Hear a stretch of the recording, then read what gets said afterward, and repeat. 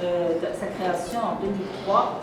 Et même avant, depuis 1993, nous avons commencé ce travail. Et il rappelle que dans les fondements de notre fondation, la population ciblée était essentiellement les femmes et les enfants du monde rural et les jeunes, et aussi les enfants en situation d'exclusion ou en situation de rue dans les quartiers défavorisés périphériques des villes.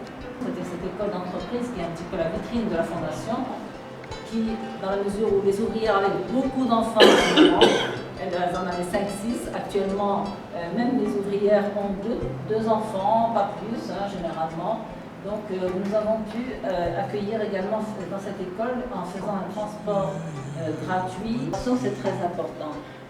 L'intégration en emploi direct, ça veut dire ce sont des enfants qui sont pris soit dans l'agriculture, soit pour d'autres secteurs, bon, sans formation, mais ils ont un boulot, ils ont un salaire. Donc ils sortent de la situation de précarité, la situation d'exclusion.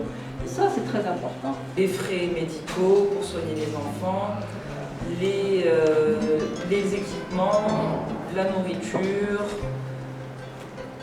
sont les postes les plus importants. Le nom de CFS Trapèze qui nous a fait honneur dans notre région. Et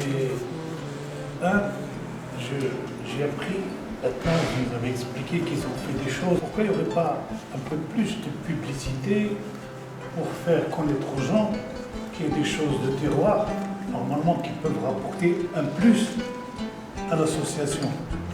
De réflexion, de discussion avec différents acteurs. Donc on est en train, avec des associations, on est en train de se rendre compte que c'est peut-être très important dans le sens où vous allez, c'est-à-dire... Tout le monde dit oui pour le rapport moral de l'activité.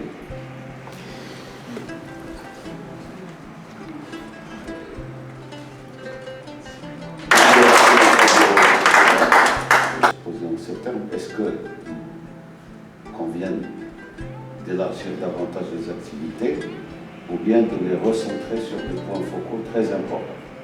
On est parti sur des problèmes de formation, de crèche.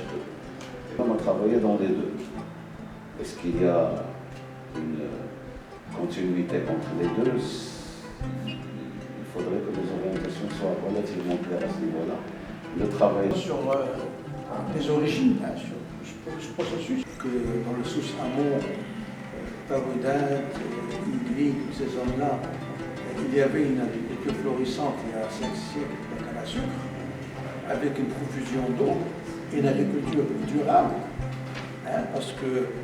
Ils ont 5 ans, en 2030 ils auront 20 ans. Et qu'est-ce qu'on leur prépare pour la société? À travers, éventuellement, par exemple, on disait, il y a un très gros problème avec beaucoup de jeunes, c'est qu'ils n'ont pas d'identité. Donc même si on arrive à faire un travail de réinsertion, j'ai rencontré dernièrement des jeunes filles, ça m'a vraiment... ça n'a pas été très facile pour moi